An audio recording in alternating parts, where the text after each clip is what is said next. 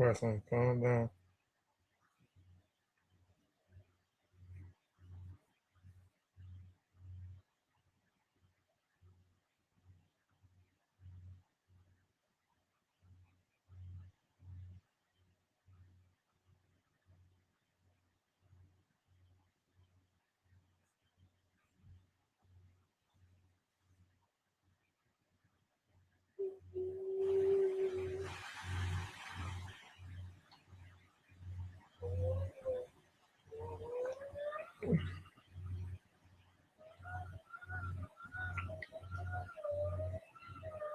Watson, did I say calm down?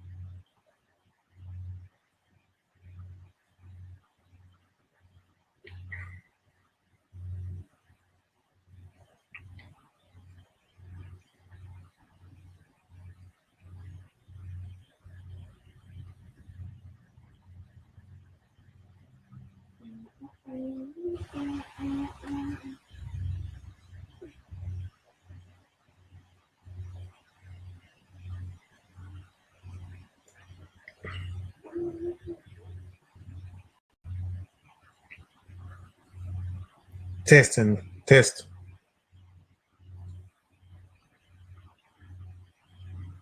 I wonder how my volume is. Testing.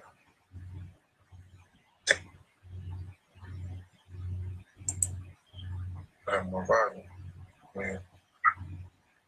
Testing.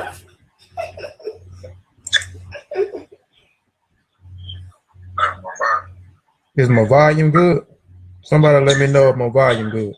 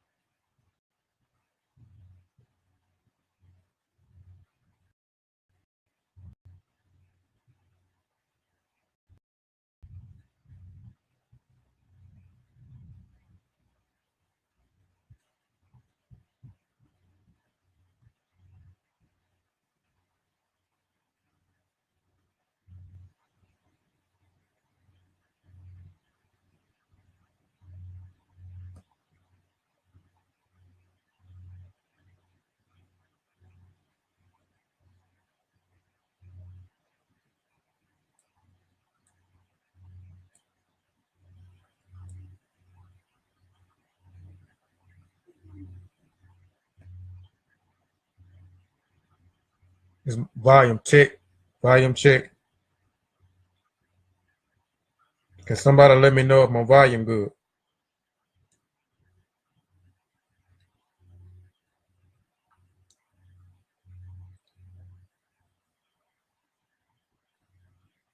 Is my volume good, family? Can somebody let me know if my volume good? Yes, no? Volume check. Volume check.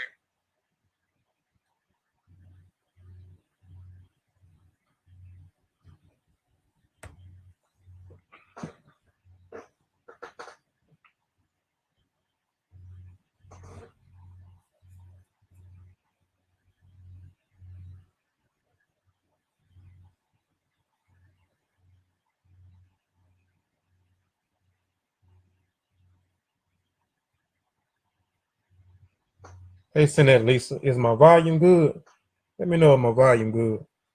I was in a while ago. I had to log back out because I was having technical difficulty with my PowerPoint, so I had to cut the live stream and then come back in.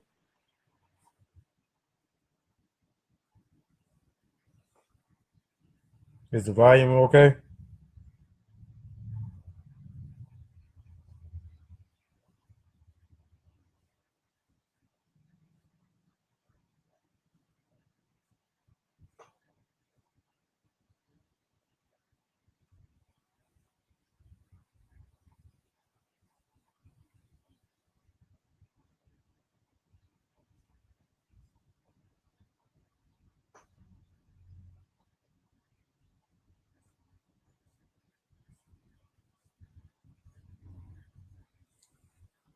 Can somebody tell me if my volume okay, please?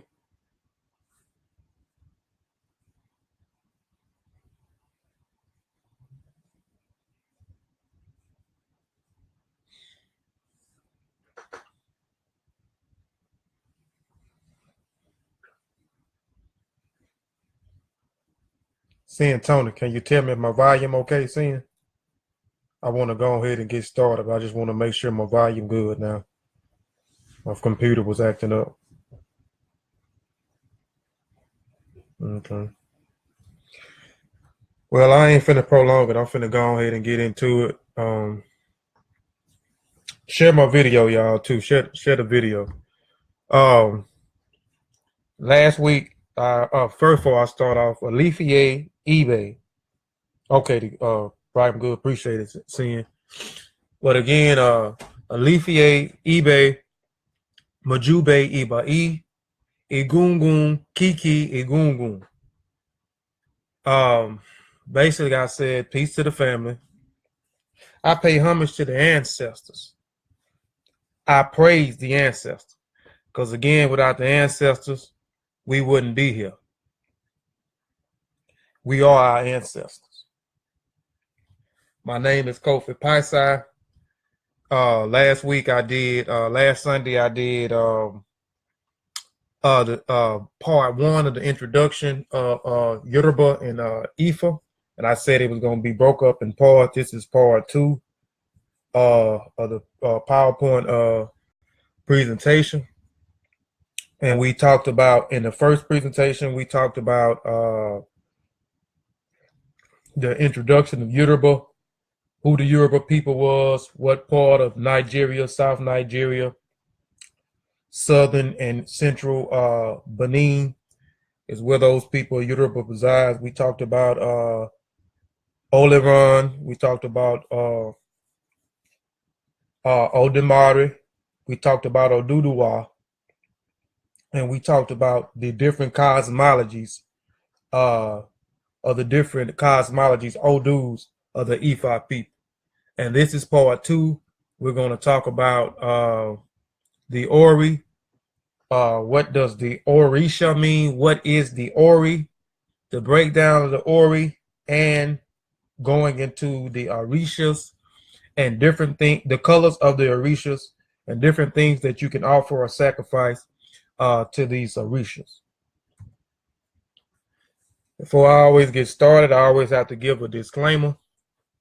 I am not a teacher, but merely a student sharing information.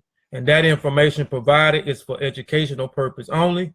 And if you are in doubt, do the research or have it verified by someone qualified. I reserve the right to change the focus of this presentation to shut down, sell, or trademark design rights, copyrights, registers, names, mottos, logos, avatars, insignias, and marks used or cited by this website or the property of their prospective owner.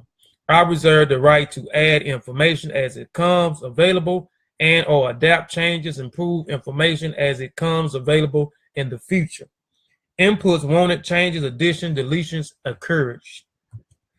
Okay, this lecture is simply a PowerPoint, nothing too deep, just the basic information about the Owo Omo, which is the children of Yoruba, or the Yoruba people, and the culture, tradition, and the spiritual system, Ifa, in southern western Nigeria, as well as southern and central Benin, which is all in West Africa. I'm going to walk through step by step, starting with, which was part one, was the introduction of Yoruba, Oduduwa, and the Ila Ifa, the cosmology, and the creation story. So these was part one.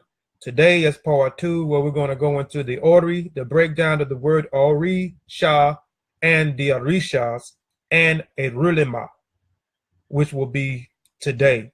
And then part four will be what is the major Odus and the minor Odus, divinations, offering, the Adamu, sacrifice, Igbo, ancestral worship, rites of passage, Oju Ogun, which is the face of the ancestors of the ancestor shrine or the altar. We're going to go into what you can use for your altar, what you can put on your altar, which is the Oji Ogun, which is the interface between you and the ancestors, and we'll give a rundown of the few of the Yoruba words.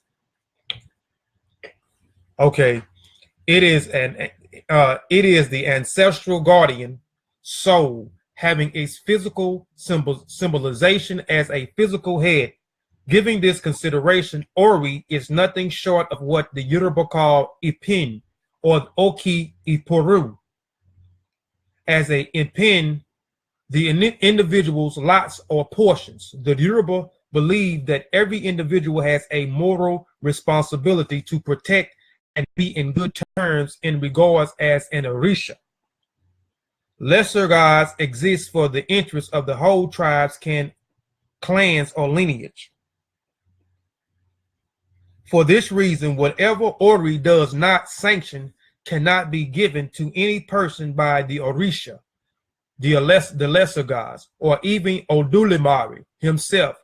Ori, God/divinity, the Orisha, divinity, will not attend to any request which has not been sanctioned by a man's Ori. No Orisha blessed a man without the consent of his Ori. Hence, Ori is the element which symbolizes human's destiny and holds a personality.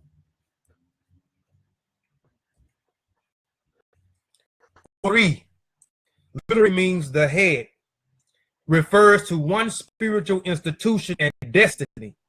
Just remember that the Ori means the head, and it refers to one spiritual intuition and his destiny. It is the reflective spark of a human conscience embedded into the human essence, and therefore it's often personified as an Orisha in its own right.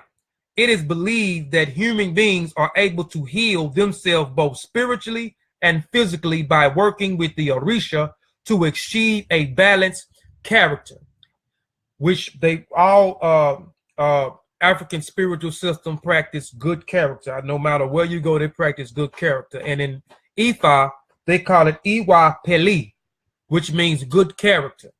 When one has balanced character, one obtains an alignment with one's Ori or divine self. It is also believed the Ori be worshipped like Orisha. When things are not going right, Ori should be consulted, and to make things right, Ori should be appeased. This is because whatever one becomes or whatever happens in one's life is a destined by the Ori. Peace in Jehuti. Peace, Strife M. Haru. Peace, Bro Jill.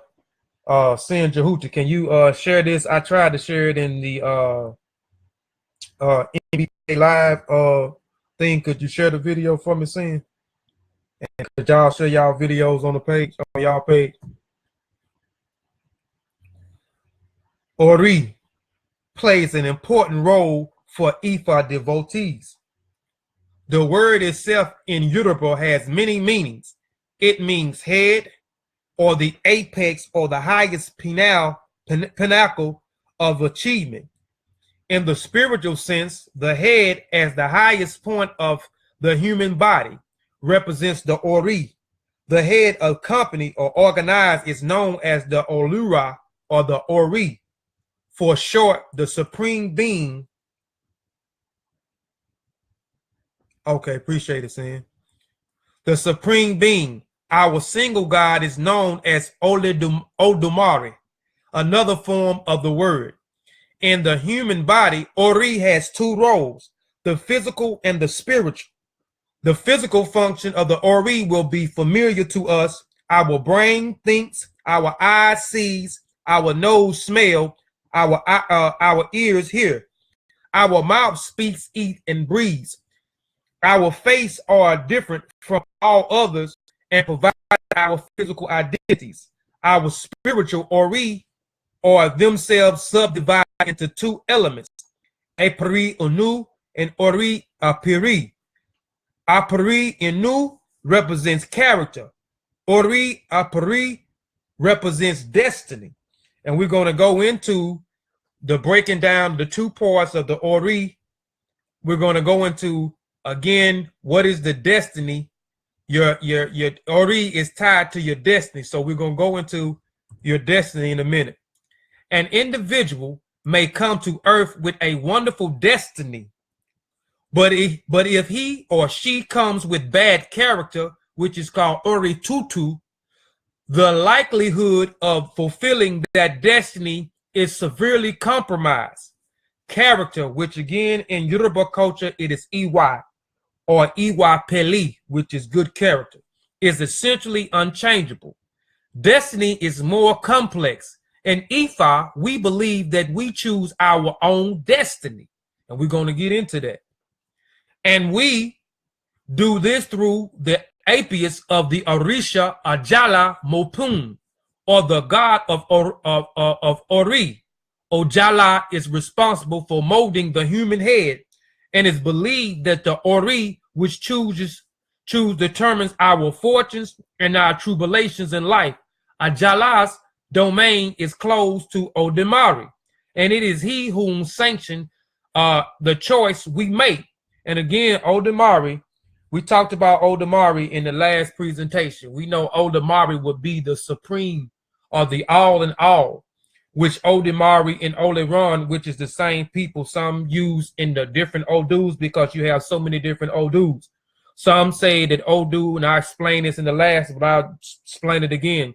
Odemari and Oleron is the same individuals, but in some Odus, they make Oleron and Odemari different. They make Odemari as the supreme being or the all in all, and they make they make Oleron the supreme being and the all in all, and they make Odemari the creator. And again, Odemari and Oleron, which is the same, which is the supreme being or the supreme deity and the creator, you can use them in some Odus, use them as the masculine, so you hear them say he, and some Odus will pronounce Odemari and Oleron as she. I prefer to use the word she, as I explained in the last video. All life comes through the womb of the feminine principle. So I'll use, so you hear me saying she instead of than he. But some say, or you might hear me say she, he, or it, because they do pronounce in some Odus as it instead of using the feminine and the masculine. So I'll be using it as the she, because again, all life stems through the womb of the feminine principle. And it is he whom sanctions the choices we make. These choices are documented by what we call Ole Dundun deities. All in use receive our destinies at this place. Peace saying, Sean. Destiny itself can actually be divided into three parts. Ekun Lian, Ekun Lekba, and Eya Mo.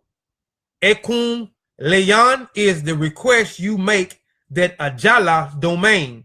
What you would like in specific during your lifetime on earth, the number of years you wish to spend on earth, the kinds of success you hope to achieve, the kinds of relationship you desire. Ekun Legba are those things given to an individual to help achieve these desires. For example, a child who wishes to die in infancy may be born during an epidemic to assure his or her departure. Both Ikun Lian and Ukun Lekba can be altered or modified either for good or for bad, depending on the circumstances. Sacrifice, or the Igbo or Adumo, is a ritual can help to improve unfavorable conditions that may have resulted from unforeseen evil machinations such as witchcraft, sorcery, or magic. Ayan Mu is part of our destiny that cannot be changed, or genders or families we are born into, for examples. And we're going to get more into breaking down both of the things that's dealing with your destiny, dealing with your Ori, and you selecting your own head selecting your own Arisha, selecting your own destinies, your own trials and tribulations, your parents, and your death. The Yoruba word Ori means head. Again, the word Ori means head, which is from the word Orisha. In Orisha, and in Orisha, head is understood as having two primary components. Peace, Queen Sophie. Ori Odu is the outer head. Ori Anu is the inner head. So the Ori has two components, two primary parts, the Ori Edu and the Ori Enu. The Ori Edu is the outer head. The Ori Enu is the inner head. The Ori Edu is the physical head, the brain, the skull, the flesh, and reserves as a container for the inner head. So your brain, your skull, your flesh is a reverse, as it is the container for the inner the inner head. The Ori Enu holds one inherited nature, the core self or soul we are each born with, which seeks to unfold its highest potential during our lives. So we know that the Ka of the Ba, of the spirit and the soul, is housed in the head. And we know this if we break down, if we go into the Ramich culture and we break down the 9 elements of the man. We'll add that book for the list. Okay, I'll add the book for the list. Go into the 9 parts of the man. It explains the Ka and the Ba, and where is the Ka and the Ba, the soul and the spirit housed it. Both the inner and outer Ori receives a great deal of attention in Orisha rituals, for without a strong alignment or our inner and outer heads, we are unable to make best use of the rest of what the gods have to offer, or the Orishas have to offer. In this sense, knowing Odemari autonomy is contingent upon how deeply connected we are to ourselves. Aligning your head. Yoruba teacher says that before reincarnation into the body, each soul kneels before the creator of Oleron. Creator in Oran, which we know Oran is the heaven. Oleron is the creator. Odemari and Oran is the same people, the creator and the supreme being. And yes, all African spiritual systems deal with reincarnation. We're going to go into a little bit of the reincarnation, but just pay attention to the Ori. Again, the Ori is the head, which is broke down in 2 parts, the Ori Enu and the Ori Edu. And we know that the Ka and the Ba, the spirit, is housed inside the head. And we know when we talk about religion means to bind back. And it's meaning to bind back to the source. Bind back to the source. So again, aligning your head, aligning your Odu and your Ori Odu and your Ori Anu is choosing in its own Ori as well as the fundamental destinies for that head, which each chooses essential self. Again, let's go back. Yoruba teacher says that before reincarnation into the body, each soul kneels before the creator, which is Odemari and Oleron. In Oran, which is in heaven or the spiritual realm, and chooses his own Ori as well as the fundamental destinies for that head. So I talked about that a while ago. You are, and we're going to get more into the reincarnation, because again, when you talk about reincarnation, you're only talking about your family members reincarnating, or their soul being reincarnated. I am my great-great-grandmother. You always hear me say Egungun Kiki, Egungun Mujube Iba, Igun Mujube Iba E. We are our ancestors. We each chooses our central self, our parents. So Ifa teaches that as we are in Oran, or in the spiritual realm, our Ori, or our spirit, it selects our head, it selects our central self, and it selects, we chooses our parents, which in all African spiritual systems, we are reincarnated from the bloodline of our ancestors. We don't go, I can't be reincarnated into Jehuti family. I'll be reincarnated into my own family. We choose our basic temperament, our great loves, our major life traumas, our soul wounds, and our lessons. We choose all these things before we are reincarnated and brought back into Aya, the earth or the physical realm.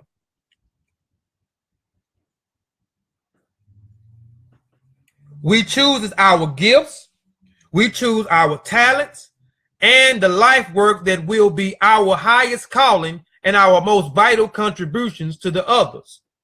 So it says we choose our gifts. A lot of us comes that which we talked about our destiny, which is going to come into place. We are all brung here on a mission. We are all here to fulfill our purpose. We all have a destiny that we have to fulfill. All of this ties in. Some of us find out what our purpose in life is. Some of us don't find out what our purpose in life is. Some of us find out what our purpose in life is, but we don't even go down the road of fulfilling that purpose. We choose our day of our birth and the day of our death. This is all written in the bold ink, and for the most part, these choices are firm and unchangeable. Through we cannot die after the date Ori has chosen for us. Excuse the typo. We choose unwise life choices that causes us to die before our times.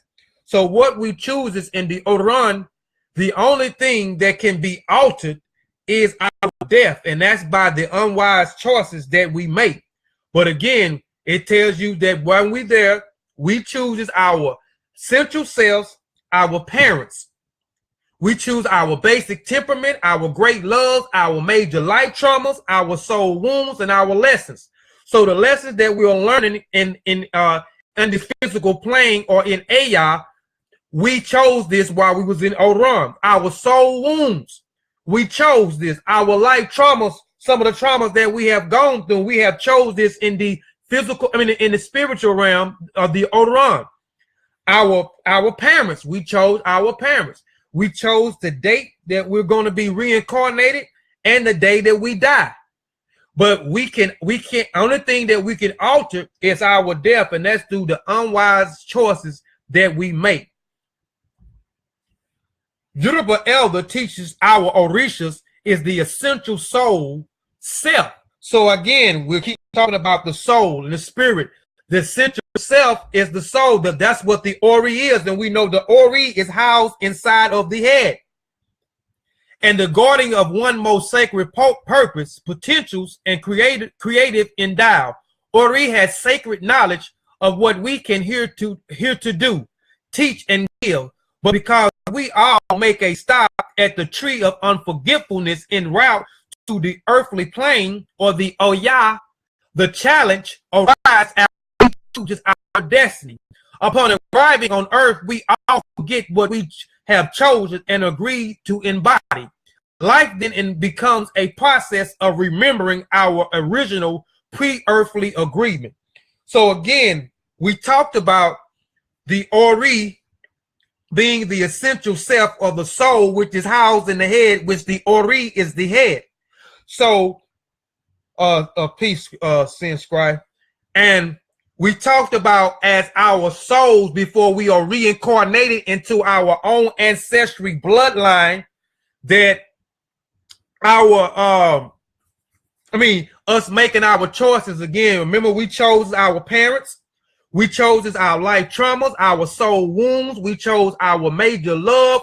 We chose our day we're going to be reincarnated, and the day that we die. We choose our gifts. We choose our talents while we're in Oran or the physical realm or the heavens. And as we are reincarnated and descended into Aya, or the earthly realm or the physical realm, on the way getting here, we forget what we have chosen, our destiny that we have chosen. And the destiny is attached to your Ori, or attached to your head. The Ori Adu and the Ori Enu. Like the journey of realigning ourselves with the Ori. So we have to realign. So realign, again, a lot of us don't like to use the word religion a lot, and a lot of times I don't like to use the word religion. But when we go into the etymology of the word of religion, we know the word religion comes from the word religio or religiere, which religion also means to tie, and it also means to bind back. So you binding back to the source that you come from, you binding back to that supreme force. So these different types of systems these different religions that we have is, again, spectrums of different manifestations from our ancestor spiritual systems, and they are used. Their purpose is used for political gain and power now, but their purpose was to bind you back to the source. So with the Orishas, with the Ifa, it is realigning your heads. It is realigning your Ori Edu and your Ori Enu back to the Creator, back to Holy Run. With the Ori and its mission and the challenge that some meets more readily, fully, and quickly than others. A central purpose of initiation. Hey, Ma, I see you on here. Hey, initiation, especially the priesthood rites. It is the realign initiation with their Ori. I'm going to say that again. A central purpose of initiation, especially the priesthood rites, is to realign initiation with the Ori. And in Ifa, you have to become an initiate. You have to be initiated. And most African spiritual systems, no matter what spiritual system that you prescribe to, you have to be initiated into those spiritual systems, because you have to go through different initiatory systems or different levels of school of thought.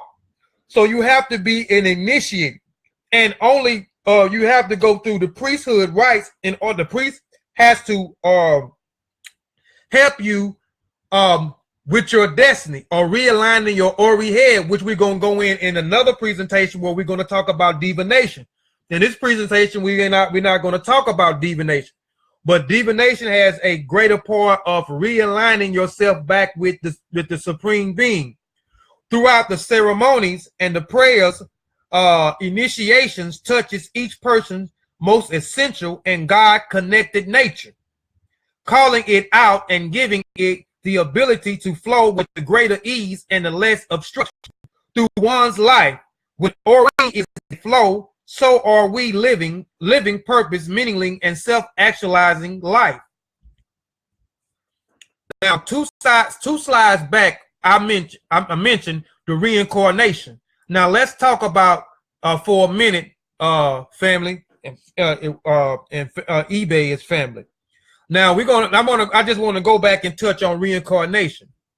Ifa is believed in reincarnation in the usual sense. Reincarnation implies a number of conditions, including the migration of the soul from one's body to another. It is a destiny determined, and again, your Ori is, or your head is attached to your destiny, or your soul is attached to your destiny. In large part by the life it lives this time around. Reincarnation also concludes, and pay attention to this, reincarnation also includes concepts such as karma, or coming back as a mushroom or a stone. The teachings of Ifa are significantly different. We believe in birth within the family, and I talked about that a while ago. Again, some systems believe in reincarnation, that do things that you do on this physical plane, those things may affect how you come back when you're being reincarnated. These are in other different systems, not African spiritual systems, but in other different foreign systems. They believe in your karma. If you don't do things right, you may come back as a lesser being. You will come back as matter, but you may come back in a form of matter as a mushroom, a stone, or a toad, a lower force. But in Ifa, which is not only in Ifa, but any other spiritual system, you are rebirthed within your family. Because again, I say we are our ancestors. I am my dad. My dad is his dad. His dad is his dad. My grandmother is her mother. And again, if we understand DNA, we'll understand exactly what I'm talking about when we break DNA down in 3 sections. We reduplicate ourselves. 99.9, 33.3% am I myself, 33.3% am I my mother, 33.3% I am my father. I am my father. When my father look at me, he looks at himself. He has manifested himself. He has reduplicated himself. My mother has reduplicated herself. And that's why when you look in the Ramich culture and we talk about the Ankh and we talk about life, life is eternal. That's what they mean by life is eternal.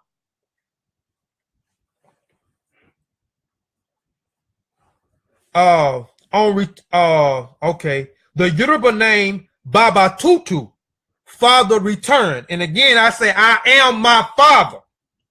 And that's Baba Tutu. In the Yoruba, when a child, when a father has a son, he is returning. And it's called Baba Tutu.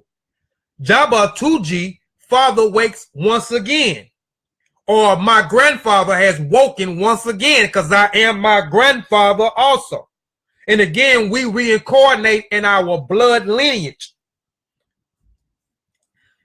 And Santundu, this wise man returns. All offer vivid literary evidence about the Ifa concepts familiar of the bloodline rebirth.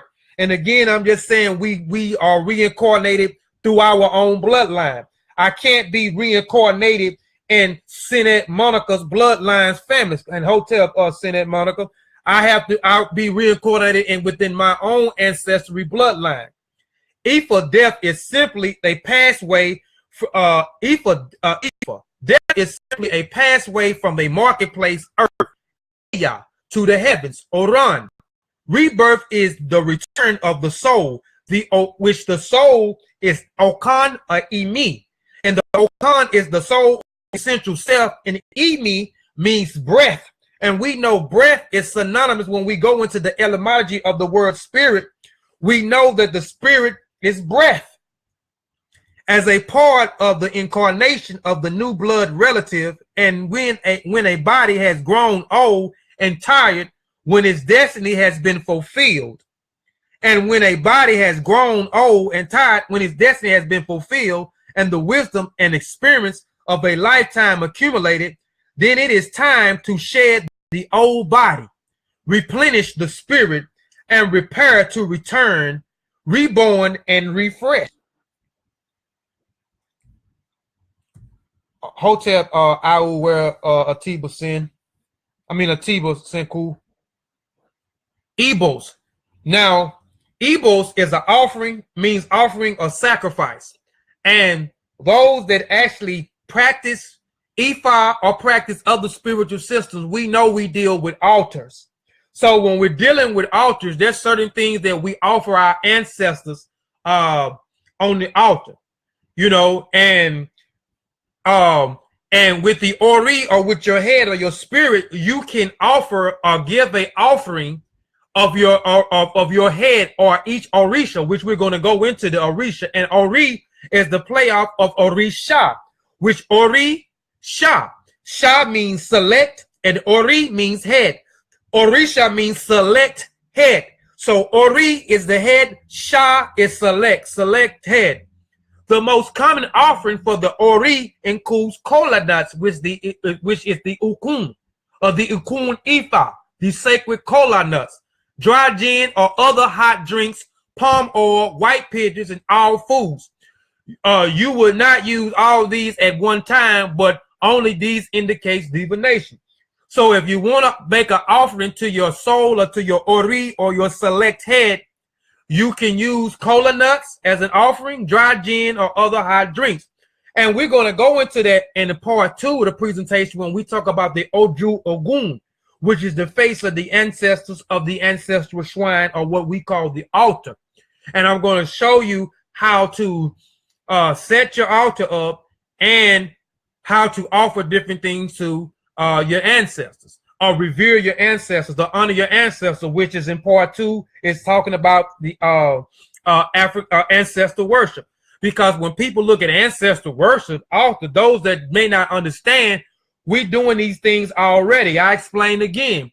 If you have a blood relative that has passed, and you have he or she picture up on the wall, you are revering your ancestor. You are worshiping your ancestor that has gone into the Agungun, or the ancestral realm.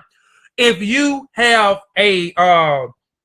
if you prepare your father or your grandfather favorite meal on certain days, you are doing ancestral worship. You are honoring your ancestors.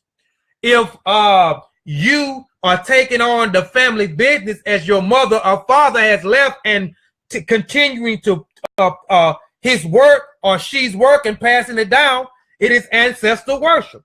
If you have a loved one that may have passed, that we see on the highways, that has candles, it has balloons, it has cards, you are revering or honoring, you know what I'm saying, or your ancestor worship, which we're going to go into that in part 2, which also has to do with the Oji Ogun, which is the altar, making offerings, giving offerings to the ancestors. The Yoruba Orishas. We're going to go into the Orishas. We just got through breaking down the Ori and the word Orisha. Again, the word Orisha is the play of Ori. Ori is the select head that's broken the two parts, the Ori Edu and the Ori Enu. We know that the Ori Edu is the brain, the skull, the flesh. It is the container of the Ori Edu, which is the essential self, or your true self, which is your soul. So, and we understand, like I make this analogy all the time, in order for your Okan or your Emi to reside on the Iya, which is the physical plane, it has to have this husk or this body in order for it to survive. The same thing if we go outside the planet. We know that the astronaut suit is not the astronaut. We know the astronaut inside the suit is the astronaut. The same here. When we look in the mirror, we're looking at this matter, this condensed matter, but we know that the essential self, or the true self, is within us. That God force is within us. That Odimari force, that Oleron force is within us. So again, we just broke. So again, you know what the Ori and the Ori is. So the Ori is your essential self, the soul. You know that the Ori, we know that that in the Oran, we know that we select our essential self, which is our soul, which is the Okan and the Imi. We know that we choose our destiny, which the destiny is attached to your Ori, and your Ori has two parts to it. And we know that we chooses in the Oran, which is the physical plane, we chooses our parents, we choose our central selves, we choose our major love, we chooses our gifts, we chooses our death, we chooses our soul trauma, we chooses our life wounds, and etc. Now that we have the Ori and the Orishas out the way, and we know Orisha is select head, and we know that doing in the Oran, in the presence of Odimari and Oleron, we know that we have an Orisha that is attached to us. As we select all those things, we select an Orisha to come with us when we are reincarnated into the physical plane.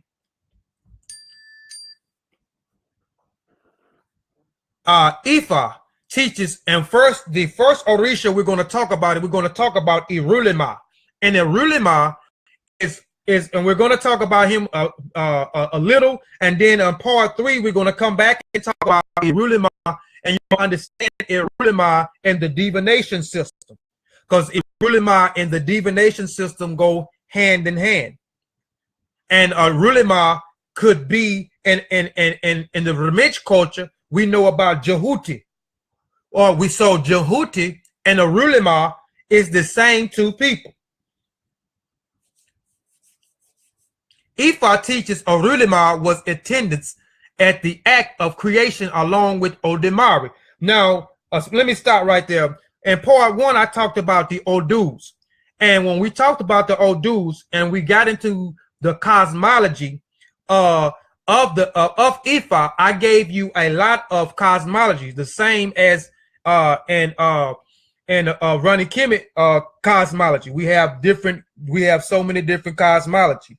You know, the first time, which we call the Zeptepi, the first time.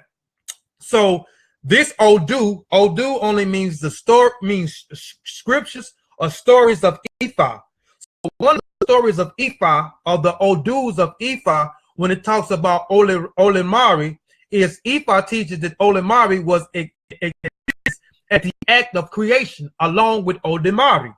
Because of Oleron was also a witness of a fate and knows the likelihood of all future events, it is said that he lives on earth for many years, but that one day, tired and disappointed with the behavior of humans, he returned to the Oran, which is the heavens, and vowed never again to return to earth. Catastrophic follows, as humans had no way to identify the correct course for future actions or to repair the problems created by the past mistakes. Remember that the identity, the catastrophic follows, as humans had no way to identify the correct course for future actions or to repair the problems created by the past mistakes. Once more, Orimilla returned. Once more, those who follow his teachings and perform the proper sacrifice prosper. Many, however, did not again. Irulima left earth from heaven, this time, however, so that he would not have to return. He left behind his spiritual self in the form of the palm nut, which is called the Ikan Ifa, which is the sacred palm nuts.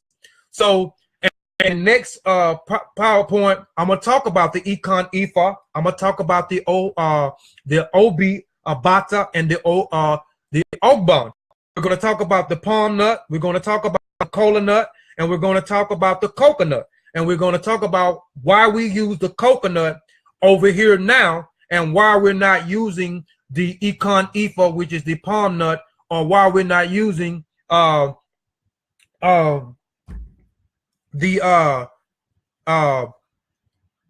cola nut. So we talked about the palm nut in the cosmology. Remember when we talked about the cosmology in part 2?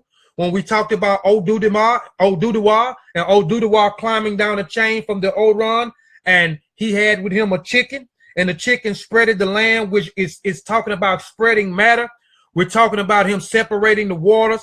And it talks about those palm trees that was out there. So when Irulima left, he left his thing as palm nuts, and doing the divination, which I give this now with the divination we will talk about in part 2, the Babaluals, which are the high priests of Ifa, they uses the Ikan Ifa, and they uses the Obi Abata, which is the sacred cola nuts. So they use the palm nuts and they use the cola nuts for the divination system. And Olimari left his spiritual self in the form of the palm nut. So you see the Babalao use this during the divination part, used by the priests. Through divination, Babaluals are both literally and figuratively in touch with Orulima and can access his knowledge and future events.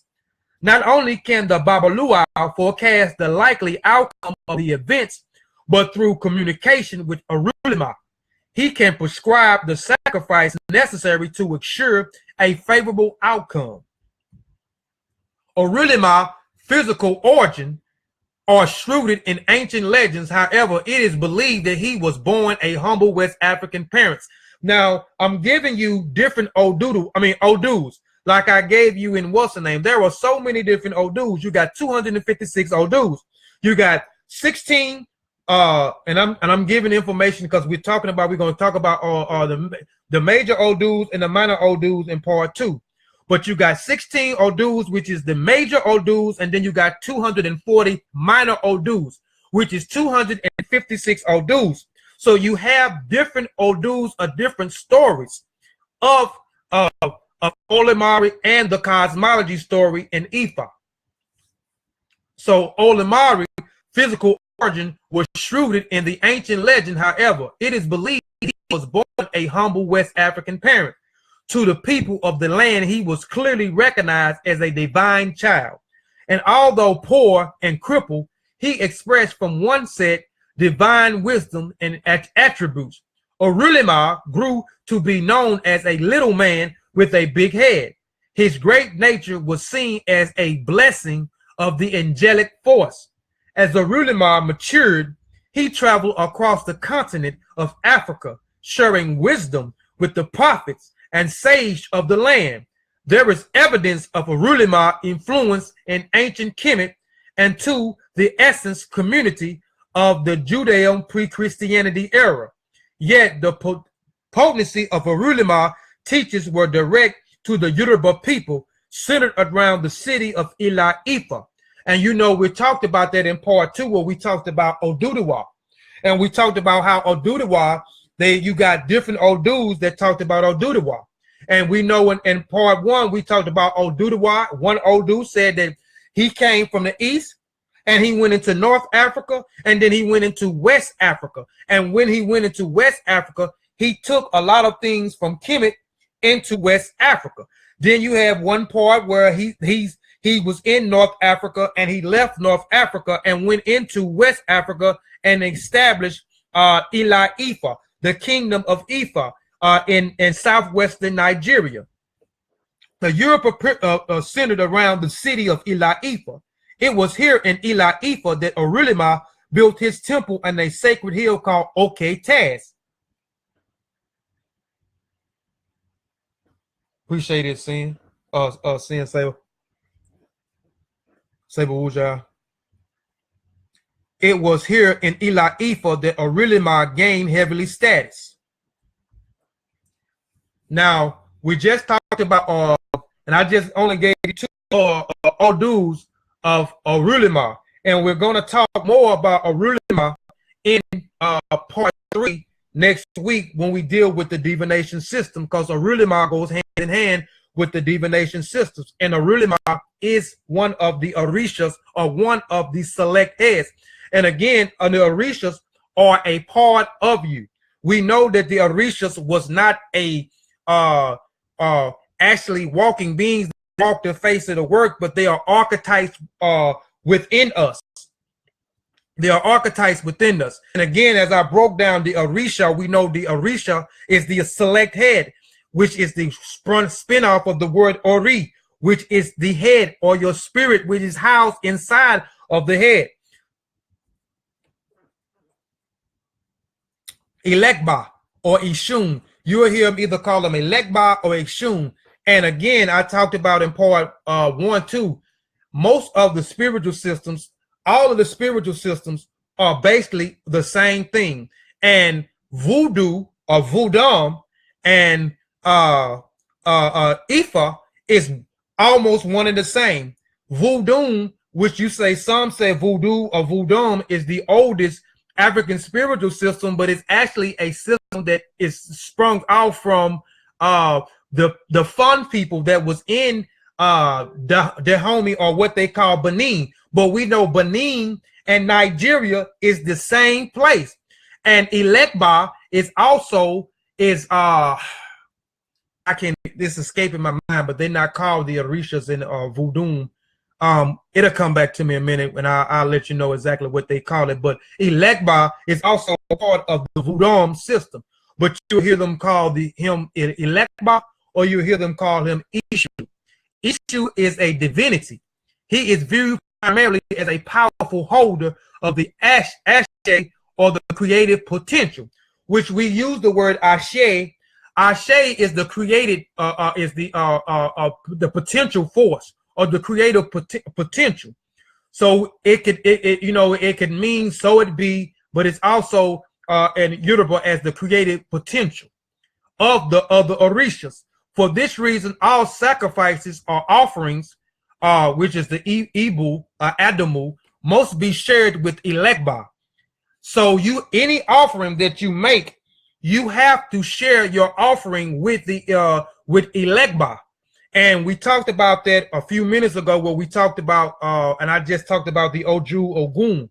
So I talked about the Oju Ogun, which we're going to go more into that in part 3. And I'm kind of giving some of the PowerPoint up in part 3 when I talk about the Oju Ogun is the face of the ancestor, or the ancestor shrine, basically the altar. And I talked about offering different things to the Orisha, or to your select head, or to your spirit, or to Odemari or Oleran. So, but during the time of making your offer, or making offering to your grandmother, or to your great-great-grandmother, or your grandfather, because again, we are our ancestors. So once we make that offering, we have to make an offering to the ancestors as well as Ishun. Ishun is Ishun in some manners. He is the messenger divinity who delivers sacrifice to the Orishas from the humans, and from one Orisha to another. So Ishun is also a messenger. He delivers the message from us to the Orishas,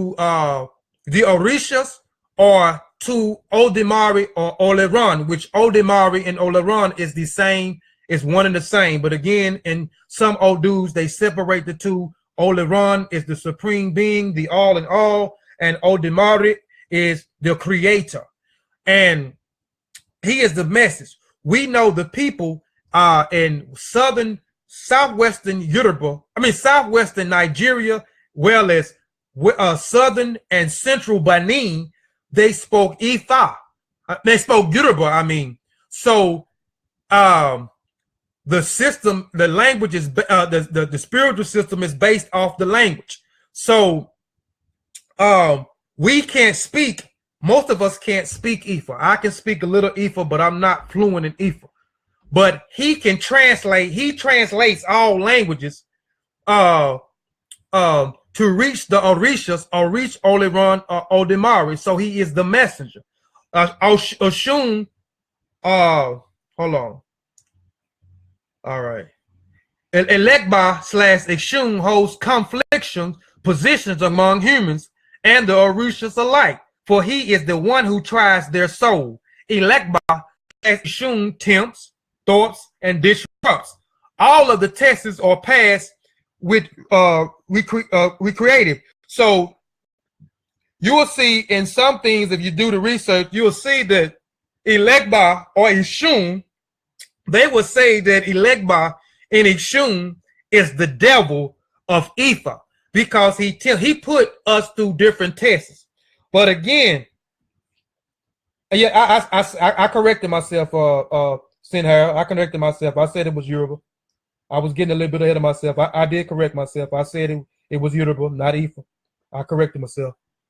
But peace to you, Sinhara.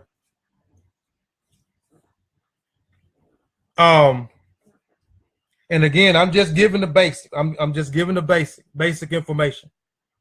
But again, in Ifa,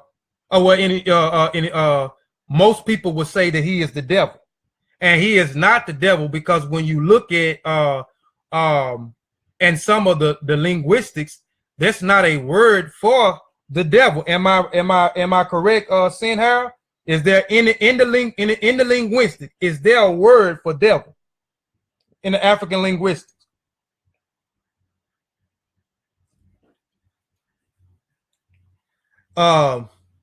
It is because Elegba is shown non-discriminating in enforcing the laws of being punished and rewarding as whatever the close proximity to all forces, positive, negative, alike, as the Yoruba tradition holds. The Elegba / Ishun maintains relationship with the super sensible world and within human beings on earth.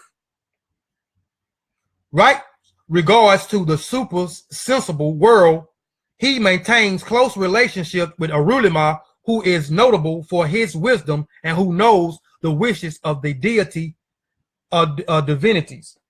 Yes and no, yes and not, but mainly no, consensually. Okay. Ogun. Ogun is the divinity of iron and all that iron becomes. He is a patron of blacksmith, hunters, and warriors. No Orisha man has ever gone to battle without invoking the power and the protection of this mighty warrior. Ogun is also the deified, the divinity of clearer paths, especially respected to building civilizations. He is depicted as a divinity of machinations. Ogun is an essence of divine justice and truth on earth. Devotees swear upon him in solemn reverence. Known for his keen insight into the hearts of men, he is a liberator or executioner in the world. But let me emphasize again that Odoron is not only the Orisha of metal, he is the creator within. He is the creative energy. He is the powerful as a warrior self. In Nigeria, for untold years, oath has been taken by swearing on a piece of metal representing Ogun. And it says Ogun is not only the Orisha of metal, he is the creator within it. He is the creative energy He is the Orishas of metal. He is the creator within, and his creative energy is so powerful as his warrior self. And again, I said the Orishas is the archetypes within us. Obatala is deemed the art divinity of Yoruba land. Obatala represents the ideal of ritual purity, symbolizing the immaculate witness associated with him inside walls of temples or robes.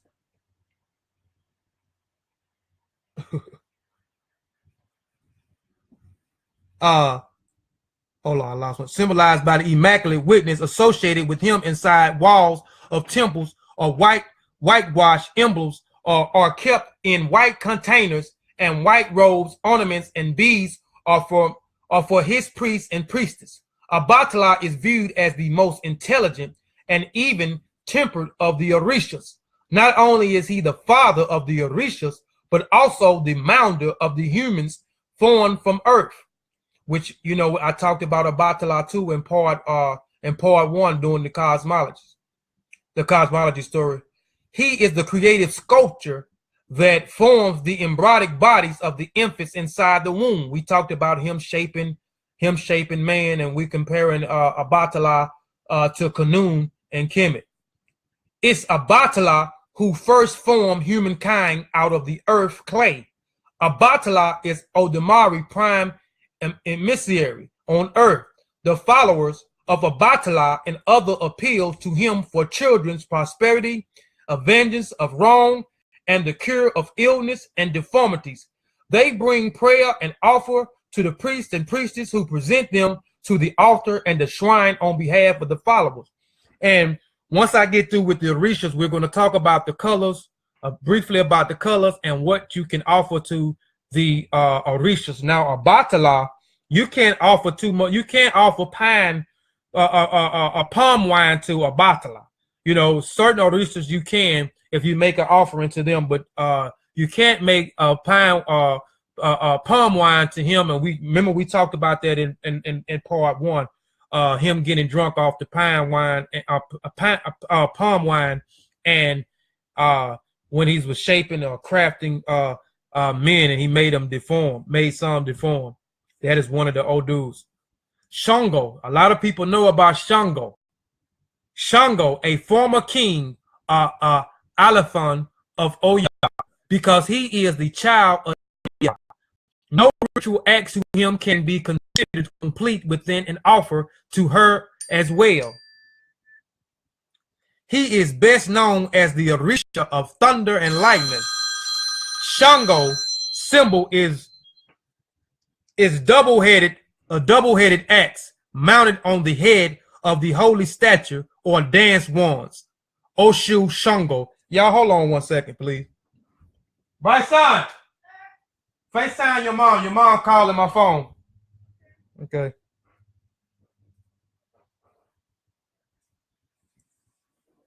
All right, sorry about that. Shango is the Orishas of drums and dance. He possesses the ability to transform base substance into that which is pure and valuable. His devotees approach him from a legal problem, protection from the enemies, and to make the bad situation better. Often viewed as a bit earthly, Shango is revered as a earnest listen to for he speak only once and is prone to be temperamental. I was going to go into Shango a little bit and go into him and Shango with Oya and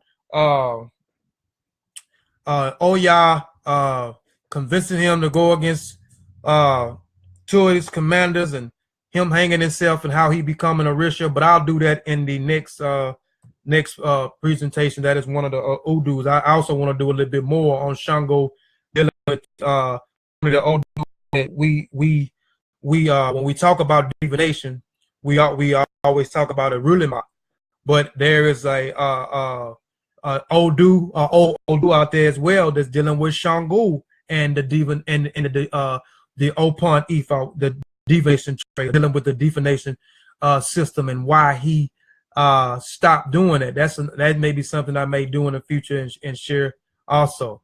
One of the Odus.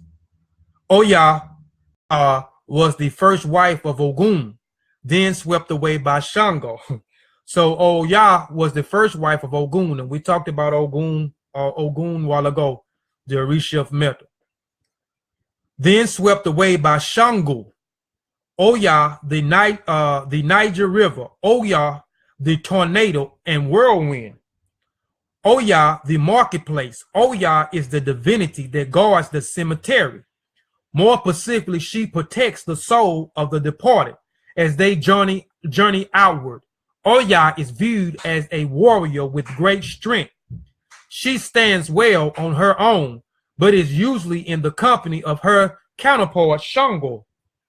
Oya is also recognized for her psychic ability, which manifests in the winds. She is the deity of the storm and hurricanes. Oya is often seen as a deity of death, but upon deeper realization, she is the deity of rebirth as things must die, so that new beginnings arise. Listen to that again. Oya is often seen as a deity of death, but upon deeper realization, she is a deity of rebirth as things must die. Important to recall her relationship with Shango. Y'all hold on one second. Son, I'm going to tell you one more time to call your mother. She texting my phone. Call her right now. Go call her right now.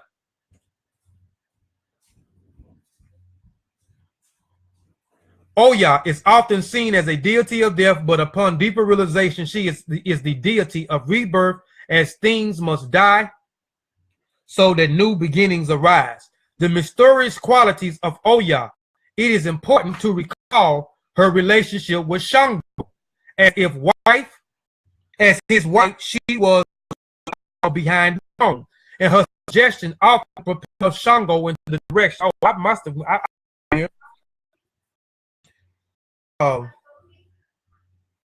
Oya felt appropriate, perhaps of the elements that Shango engendered among his followers resulted from this outside influence. Ultimately, at an urge of Oya, Shango pitted his two rival generals against each other in the hopes that they would destroy each other. When one survived, he drove Shango Oya from the kingdom to exile. It was during this exodus that Shango, filled with contusion, hanged himself from the tree limb, transcending the human condition and ascending into an Orisha. It was then that Oya attempted to drown in the Niger River out of her own sorrow and pain. She too transcended into the human condition and rose to the Orishas. So one of the Odus said that Oya and Shango was corporal beings. They were humans. And they, through the things that happened, Oya directed him to go against his commanders. One of the commanders died because he would have wanted to make room just for Shango. And one of them survived and pushed Oya and Shango out. And as they pushed Shango and Younger, so Shango started feeling bad. So Shango hung himself by a tree and descended as an Orisha. And Oya attempted to drown herself in the river as a pain of sorrow. And as our human condition, she rose as an Orisha as well.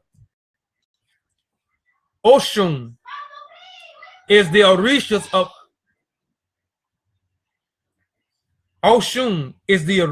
of the conditional love, receptive, and diplomacy. She is known for her sensational, fine artistry, development, and beauty. Oshun is a river divinity symbolizing clarity and flowing motion. She has power to heal with cool waters and to divine based on her dreams, revelations, and sensual perceptions. Oshun is said to have many sides. On the one hand, she can be very short-tempered and irritable. On the other hand, she can be calm and fluid. Either could be the case depending on the devotees and or the nature of situations.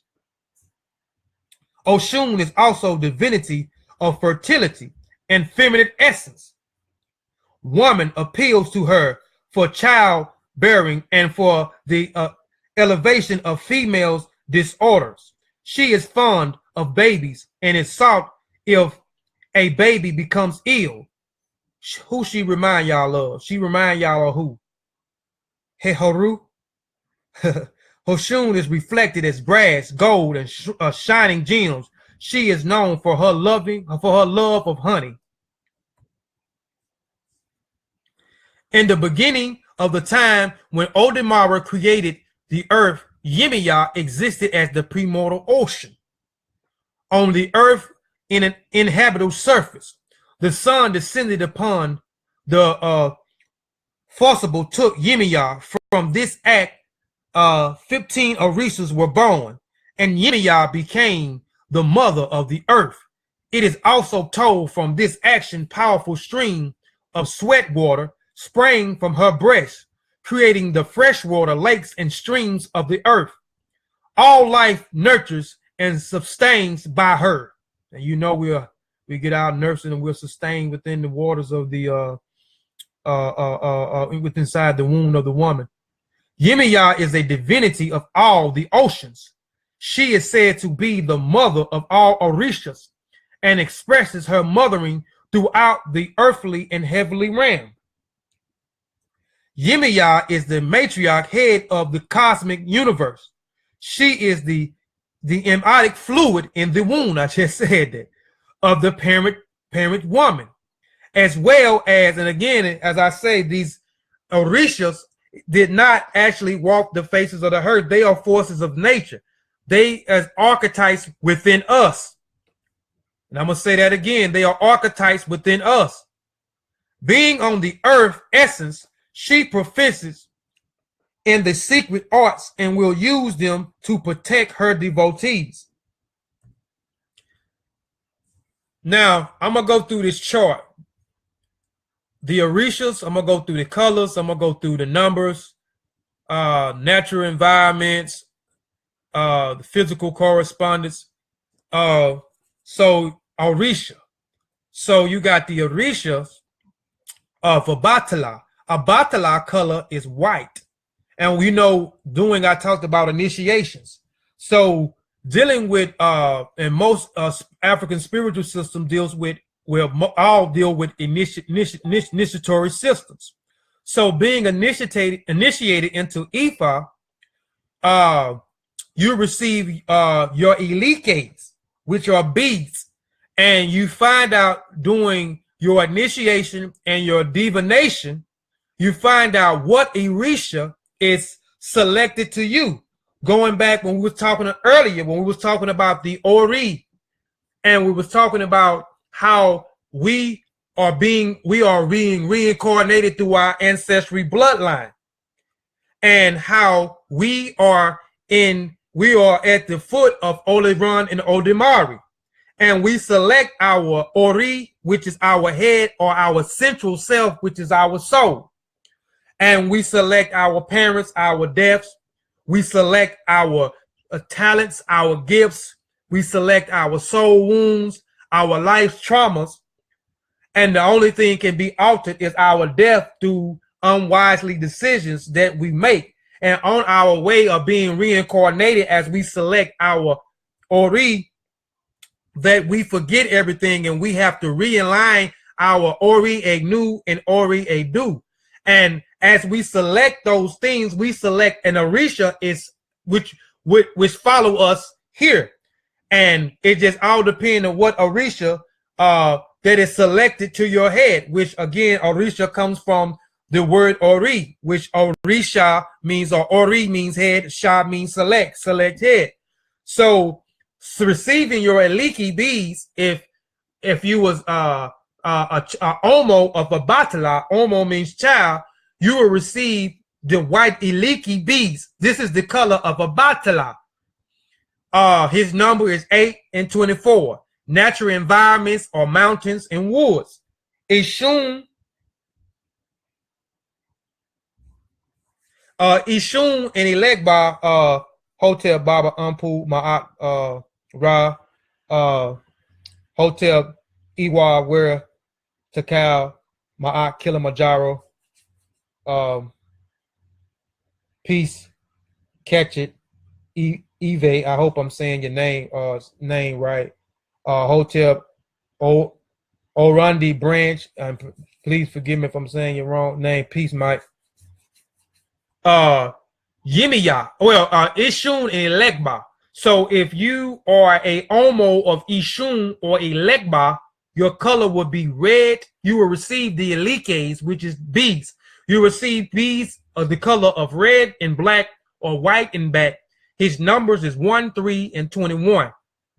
Natural environments is wood, crosswoods, and gateways. And these environments, you can use these different environments too if you want to offer certain things or make sacrifices to the Orishas as a Abatala or Ishun. You can go into the mountains or the woods with Abatala, Ishun / Elegba.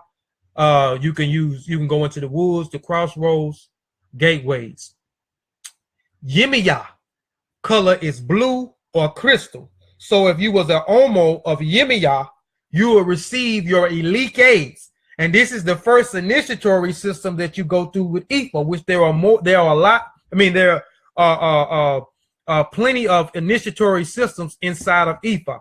So the first is receiving your elite bead. So you will receive the blue or crystal beads as if you are a child of Omo. And Yimiya also represents, and these are representations, mountain woods of Elegba and Ashun, and Yimiya, the ocean. Remember they talk about Yimiya being the embryonic ocean, or the premortal waters that created the others, the same similar to the cosmology of the rich cosmology of the Kemotu cosmology in North Africa.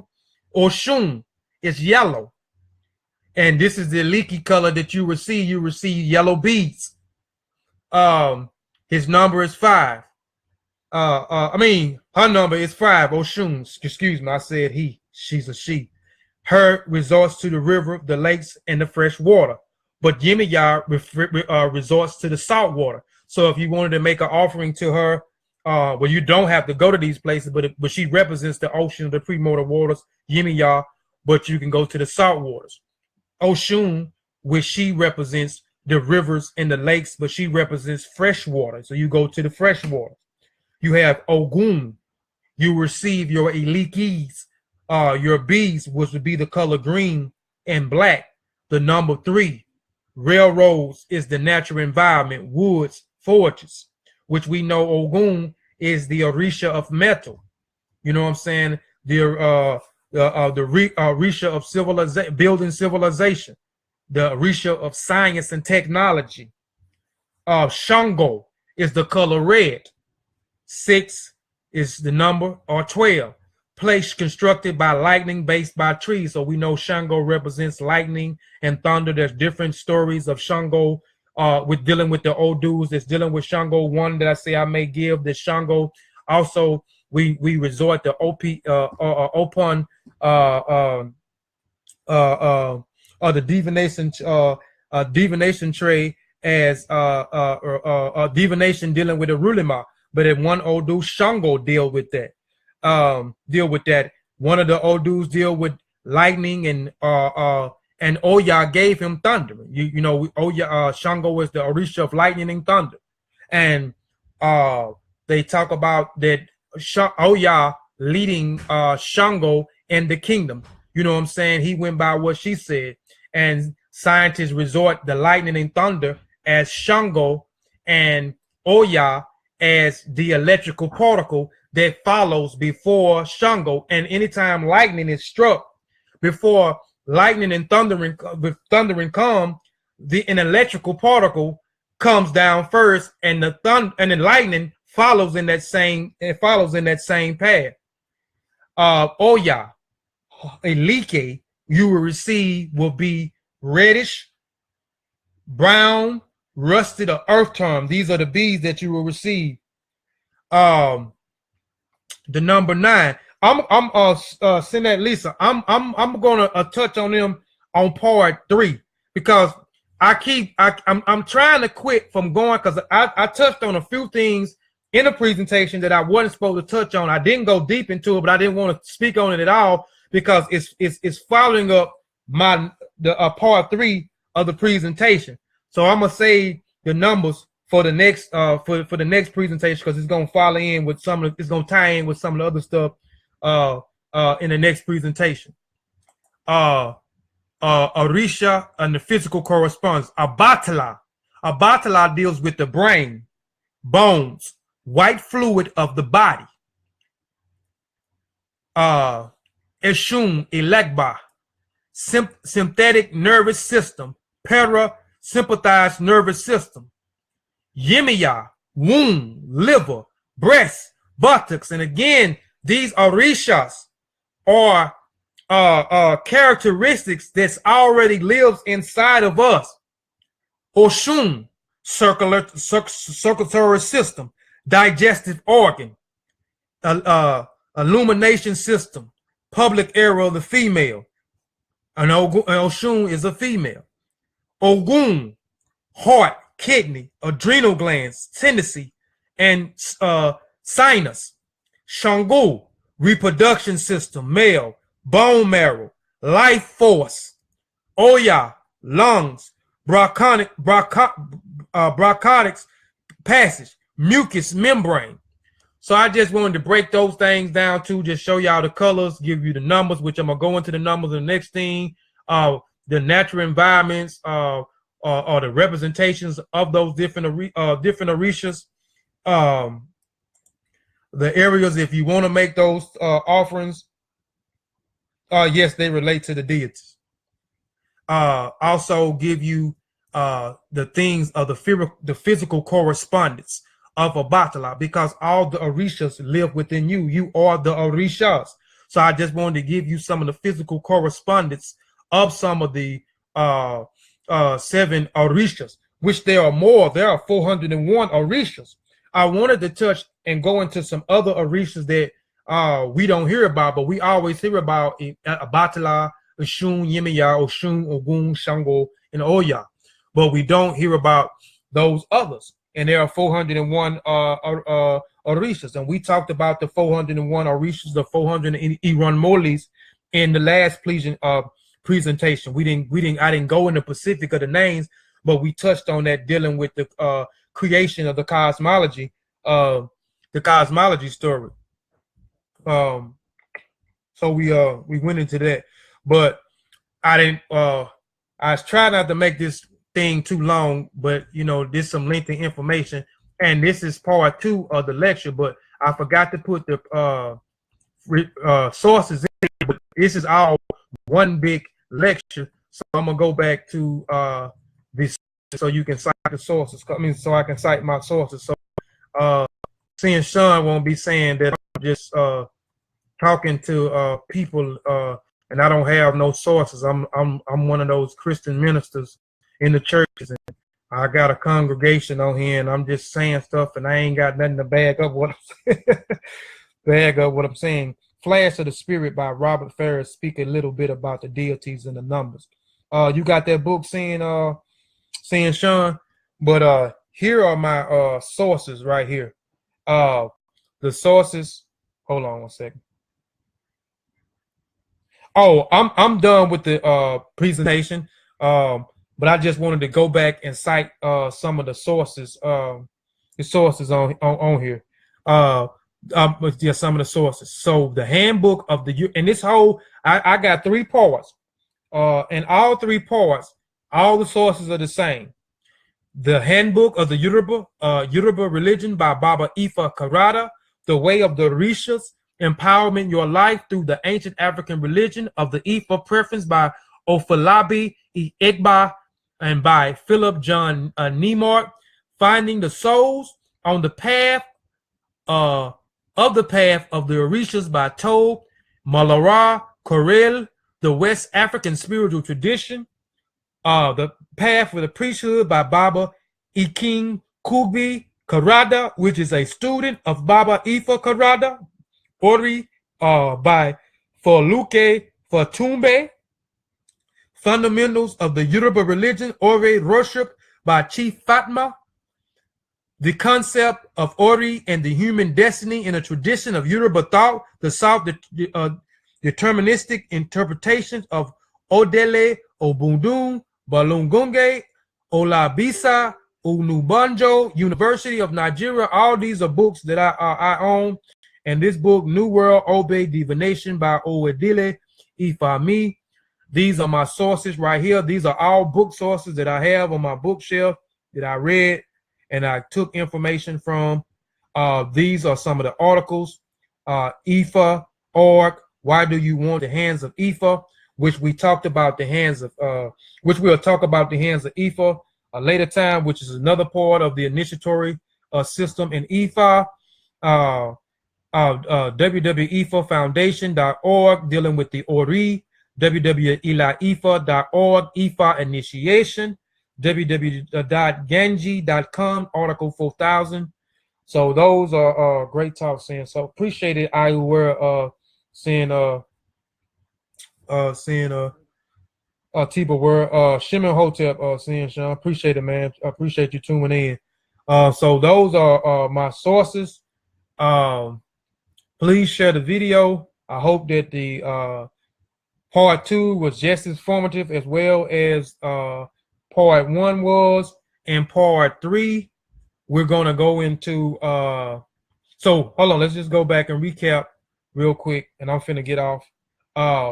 We went to the introduction, part 1. Shimon Hotep sent it, Monica.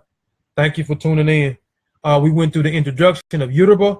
We went through Oduduwa, and I misspelled it. I thought I corrected that, but it's O-D-U-D-U-W-A, Afila Ifa, Cosmology, Created Story. So that was part 1. Part 2 today was the Ori, the breaking down of the word Orisha, the Orishas, and Orilima. So this was part 2. So part 3 will be what is the major Odus, the minor Odus, divination, offering, sacrifice, ancestor worship, rites of passage, Oju Ogun, Face of Ancestors and Ancestor Shrine, and a rundown of a few other Yoruba words.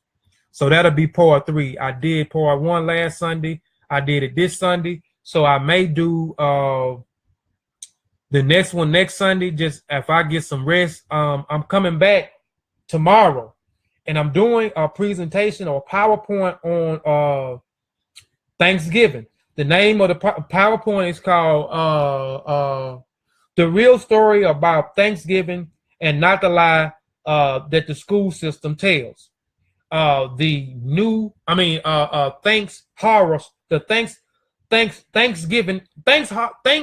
horror givens story. So I'm going to come back and I'm going to go deep into a presentation on that about Thanksgiving, and I'm going to take you all the way back. So it's going to be a history lesson.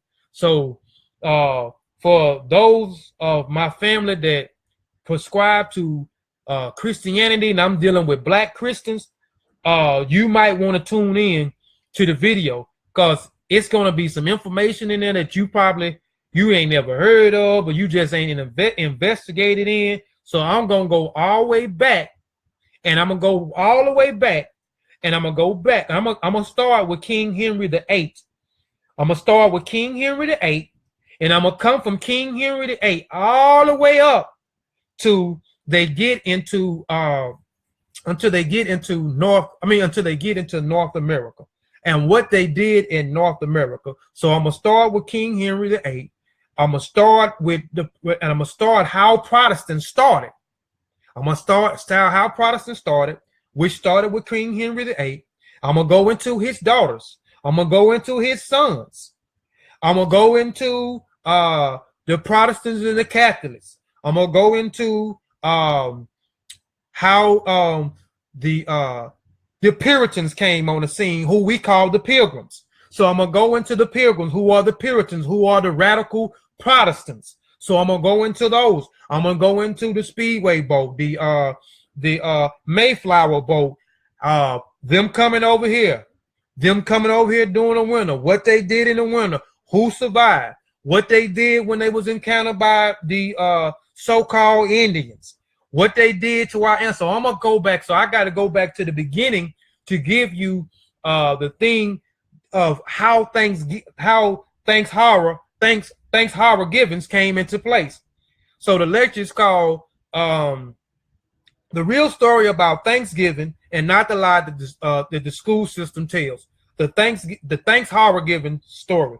So it's gonna go all the way back. So again, for my family that are Christians, get your notepad out, because I'm gonna walk you through in a historical event. It's gonna be full packed with some history. So I'm gonna come back tomorrow and do that one to sometime tomorrow when I finish that. But I appreciate y'all for looking at the video. Lifie, Egbe, Majube, Iba, Egungun, Kike, Egungun.